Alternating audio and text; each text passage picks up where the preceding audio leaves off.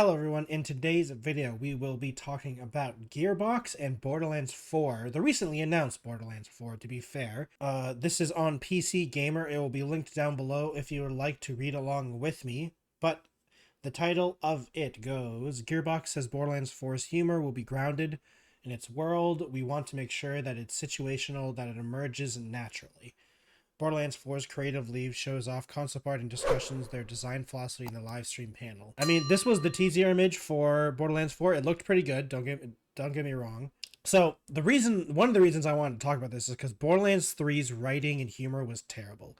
It was bad.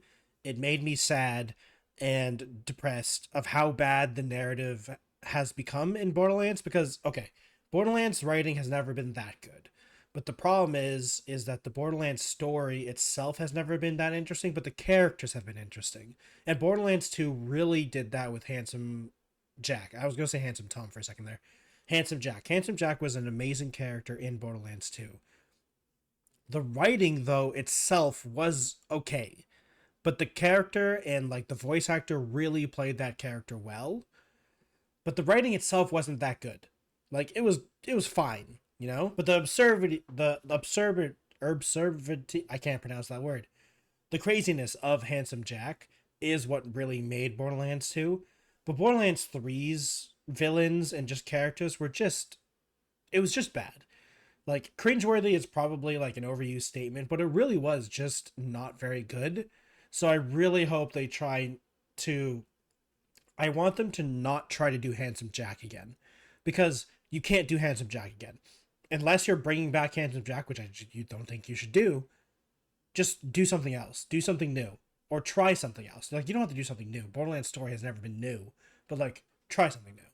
But, anyway, let's get into this article. Last week, Borderlands 4 teaser didn't tell us much about Gearbox's next big co-op looter shooter. But at PAX West today, the creative leads lined up on stage to give us more insight, just a little into what we can expect from the next billion of guns looter shooter. There weren't many specifics. Borderlands 4 details in the panel. Big news. It takes place on a new planet with the new Vault Hunters. Oh, it doesn't take place on Pandoria? Interesting. Okay. But one takeaway is that Gearbox seems to be self-conscious of the perception of the Borderlands' sense of humor as untethered, oh my god, so random pulp culture chaff. Yeah, I mean, that's what Borderlands 3 was, basically.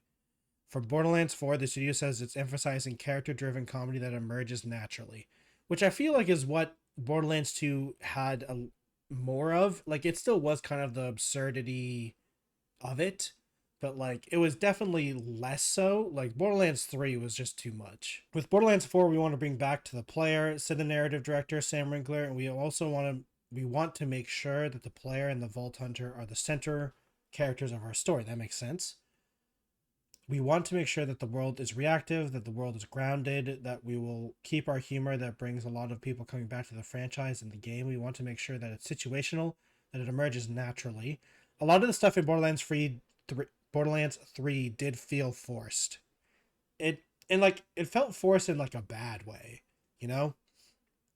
Because in Borderlands 2, no one's claiming that the Borderlands 1, Borderlands 2, and any of the Borderlands games that the humor and stuff like that, honestly, I don't really like the word that they're using, grounded, because the things in Borderlands isn't grounded. It's not realistic, but I like the word natural better. It does feel a lot more natural in the world, but Borderlands 3 felt really forced and unnatural in a lot of ways. So while we're building these characters, we were always making sure that they have strong personalities, that they will react differently to different situations, that we see the effects of that. That's good. I also hope they do something with the gameplay. Or not really the gameplay, the RPG systems of the Borderlands games have been old since Borderlands 1, honestly. I really hope they do something with the RPG mechanics of the game, because it just feels really outdated. And the UI is terrible. Senior product producer Anthony Nicholson added that the feeling like you're the one pushing things along and getting things taken care of instead of being along for the ride is the prime focus for Borderlands 4. That's good. I'm not sure if Oh gosh, I'm not sure if I felt a lack of agency in the previous Borderlands games necessarily, so I'm curious what it was that bringing it back to the player philosophy will really mean for the storytelling, humor, and practice. I felt it's because your character didn't really, at least from what I know of Borderlands 3, it felt off. It's not that it wasn't, like, I kind of agree with the author, the writer of this. Like, it wasn't necessarily that the player wasn't the focus, it's just that people were so disconnected from the story because it was so bad that no one really cared. You know, people cared about the Borderlands 2 story. People were interested in the Borderlands 1 world because, I mean, it was the first time. So, like, the world of Pandora was interesting and the craziness and stuff like that. But, and Handsome Jack was an interesting character, so they wanted to see what Handsome Jack was going to do. But in Borderlands 3 and the pre-sequel and stuff like that, no one really cared. Everyone was like, oh, okay. We're here to play the game.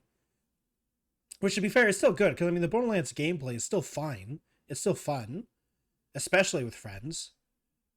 But the story, a lot of people just started ignoring the story after Borderlands 2. You can watch the full stuff and the GX panel on Twitch. I will not be doing that. The Borderlands 4 conversation starts around halfway through, and although it's light on specifics, the devs did show some concept art, which you can see below. It is the most diverse and beautiful game they've ever made, according to the art director, Adam May. Randy Pitchford was feeling unwell, so they didn't get a magic trick on this one. Sorry. That's good. I don't like Randy Pitchford. Borderlands 4 doesn't have to release date, but Gearbox plans to release it next year. Yeah, that makes sense. It'll be the first Borderlands to not just be published by Take-Two and 2K Games, but fully owned by a mega publisher, which acquired Gearbox in March. Right, I forgot about that. I forgot. Because they own... Wait, who owns Gearbox now? Fully owned by the mega... Is it just called Mega Publisher? Interesting. Wait, let me just click on this for a second. Are now owned by Take-Two and Take-2K Games. I'm sorry, I forgot. Yeah, they were bought by Embracer Group, but that was a whole different... That was a catastrophe. And this is the concept art, which is pretty good, honestly. It looks interesting. It looks interesting. Can we click here? Oh, yeah, interesting. Nice, nice. Okay, cool. It's interesting that it's on a different planet.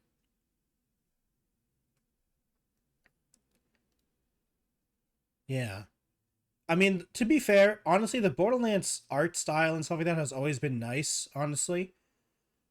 But it's interesting that it's not on Pandoria. I wonder what world we're on now.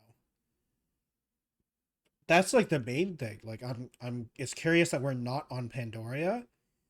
And I hope they change something with the RPG system, because it's been outdated for a long time, or at least just not interesting. Hasn't really changed a lot, from what I know of. And I really hope that they do something with the UI, because the UI has always been really weird, especially on PC. I hope they don't use the Epic Games Store. I hope it's on Steam. I hope they don't have this weird Epic Games Store deal. I don't think they will, but we'll see. Anyway, thank you everyone for watching today's video. Like, comment, and all that type of stuff. If you're interested in Borderlands 4, please comment down below and let me know what you're thinking of it. If you like to if you like to support me, please subscribe to the channel, and also check out my Twitter, Instagram, Twitch, and TikTok. Thank you all for watching, and I'll see you again in another video. Goodbye, everyone.